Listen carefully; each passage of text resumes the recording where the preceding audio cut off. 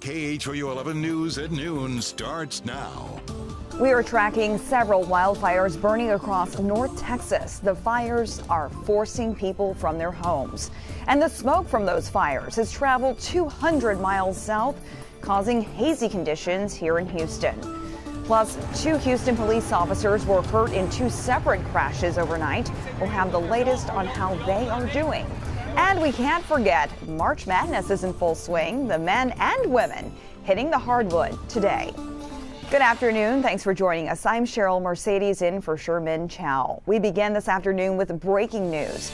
Houston police say witnesses are reporting what appeared to be human remains near railroad tracks in northwest Houston. This is a live look from Air 11 flying over the scene on West Little York Road. We will have more details as they come in and post them for you on KHOU.com. Turning to the wildfires in North Texas, that region there, the fires have been burning in the Dallas-Fort Worth area, about 85 miles southwest of Fort Worth. The largest one in Eastland County. It burned at least 40,000 acres by early this morning. Now, for some perspective here, that's bigger than the city of Sugar Land. Only 5% of it has been contained. Take a look now at this video from the small town of Ranger. Historic buildings, including a 100-year-old church, have burned to the ground. Hundreds of people have been forced to leave their homes. We are keeping an eye on firefighters' efforts there. They are trying to contain that fire throughout the day, and we'll bring you the latest details. But taking a live look here in Houston, Kim Castro joins us now. That's the skyline of downtown. How are things being impacted here in Houston? It was pretty smoky this morning.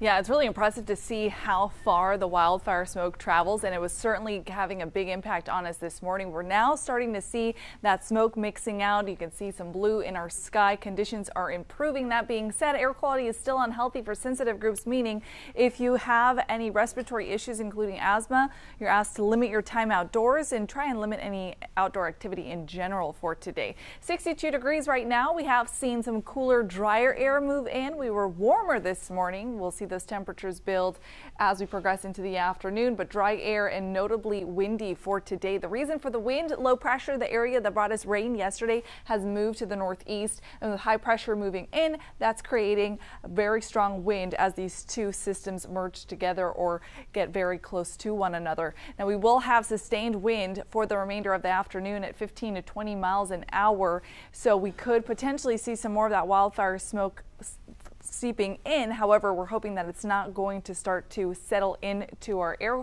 and have those sort of impacts on us. The worst of it was this morning. You can see conditions now starting to improve. Current wind speeds 15 miles an hour there in Houston, 20 in Hobby, 21 for Wharton Palacios, 25 miles an hour. The high for today will make it up to 70 degrees, and we'll see another chilly night as those skies start to clear. We're tracking rain in the forecast. I'll have details on that next front straight ahead. All right, thank you so much, Kim. Now, check this out in this monitor behind me. This is the time lapse here of the smoke in our area. It was clearing out this morning, as Kim mentioned, but our Michelle Choi was out at Memorial Park and talked to runners who are out there getting it done in the hazy conditions. Hey, Cheryl, like many of you, my nose and throat were the first to notice the smoke. You know, I first started smelling it around 6 this morning, and while hours later some of the haze has cleared out, the burning odor is still lingering, something runners here at Memorial Park are noticing too, both seeing and smelling it. As tens and thousands of acres burn across Eastland County, where the largest wildfire is taking place, hundreds of miles away, its impacts are being felt across the Houston area too. Winds blowing from the north quickly blanketed the city this morning in a thick smoky haze. As the sun rose, the sky lit up in orange. This is a time-lapse video re-recorded showing the haze moving in from downtown near the Gulf Freeway to the Galleria area. Conditions runners here at Memorial Park noticed as well. I remember when I walked outside, I was like, something smells like it's burning. First thing I walked outside, now I think I've just gotten used to it. While most runners told us they weren't too bothered by the smoky smell, others decided to cut their workout short because of it. Well, I'm going to cut my workout down quite a bit. So I'm just going to run a couple miles and that's it. Other than the smoky conditions, relatively it's been a nice and sunny day. But just to be safe, experts say to limit your time outside today, especially if you have any kind of respiratory issues. And one of the best ways to protect your lungs from wildfire smoke is to wear an N95 mask. Cheryl? All right, thanks, Michelle. Definitely taking that run to the treadmill today. People all over Houston are saying the same thing. It smells like smoke.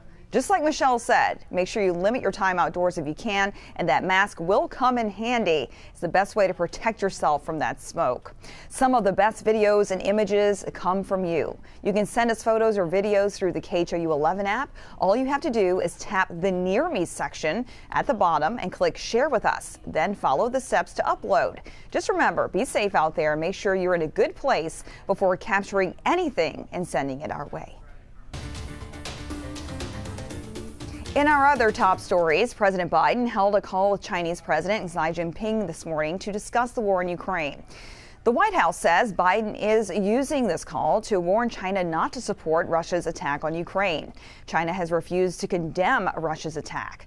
Beijing says it recognizes Ukraine's sovereignty, but adds that Russia has legitimate security concerns, and Russia has reportedly asked China for military aid, everything from surface to air missiles to drones to MREs. That's food for its forces in Ukraine. 2 Houston police officers were involved in separate crashes overnight. First, an officer responding to a wreck on the West Loop at 59 was rear-ended by a suspected drunk driver. Then, a second officer was working an accident near Post Oak and Hidalgo when a driver hit him and 3 other people. Both officers are expected to be okay. That's good to hear. Moderna is asking the FDA to authorize a second COVID booster shot for everyone 18 years old and older than that. The company says the request is based partly on recent data from the U.S. and Israel following the arrival of the Omicron variant. Pfizer has also asked the FDA for emergency use authorization for a second booster shot, but their request was only for adults 65 and older. And an iconic building in Houston is no more. Big Woodrow's on Chimney Rock came down this morning. Back in 2015, the owners of a popular Cajun bar there closed their doors after they weren't able to reach a deal with the building's new owners. The landowners are now making room for a new restaurant. Developers plan to break ground this summer and be finished by next year. And less than 24 hours after its grand opening in Katy, Dig World is closed. The construction-themed park says it's taking the weekend off. Dig World says it had some issues with machine capacity. An update about the park's grand reopening will be sent out in the next few days. People who purchase tickets for this weekend, check your email. We're told you're about to get something about rescheduling your visit there.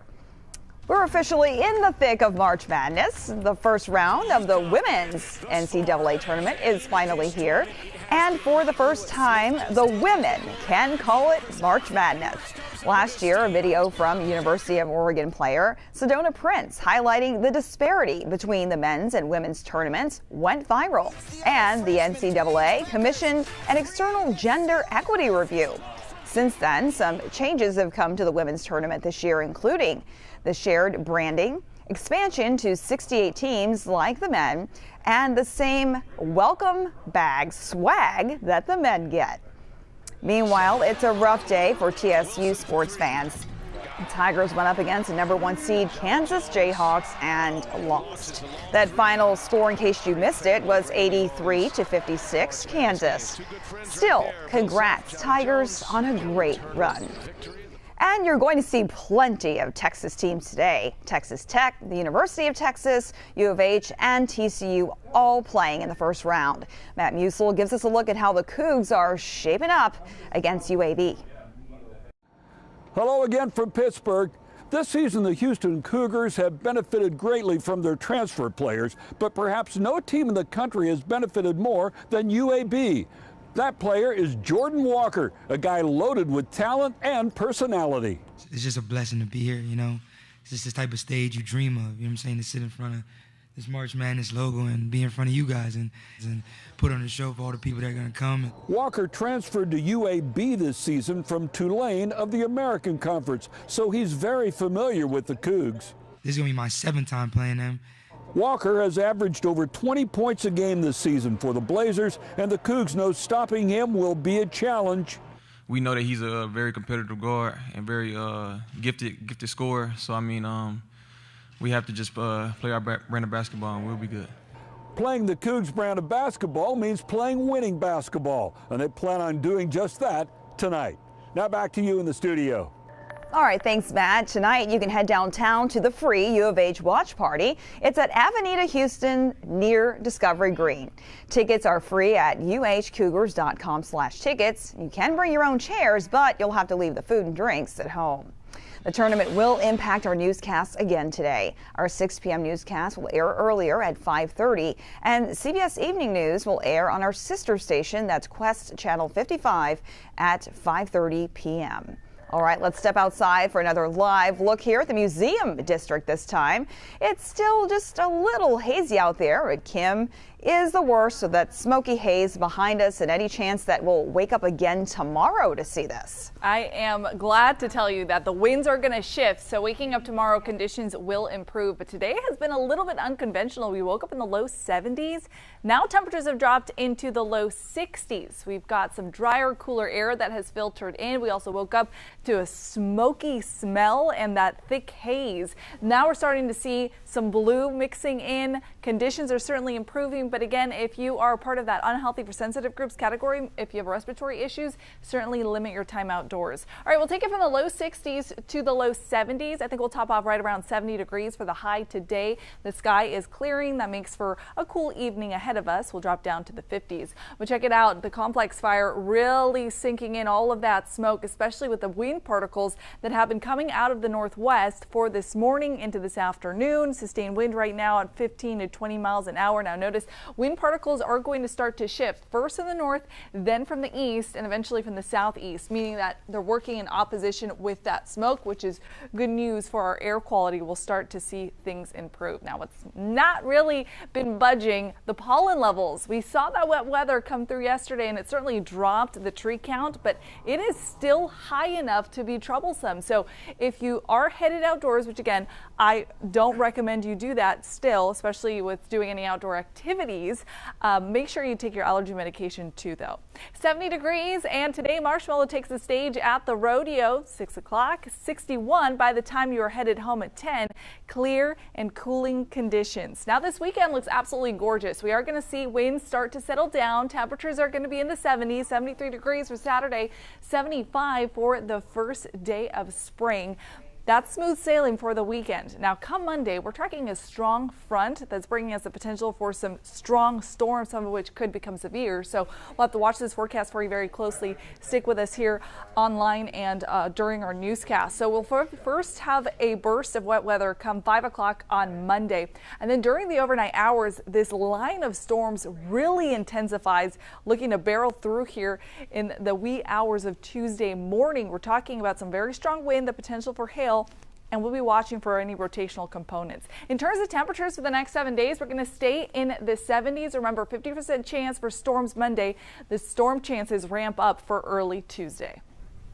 All right, thanks, Kim. Well, it's that time to celebrate you and all of your milestones. First up, we have Bertram and Nicole celebrating 31 years of marriage. Congratulations to the lovely couple, and happy birthday to Hayden.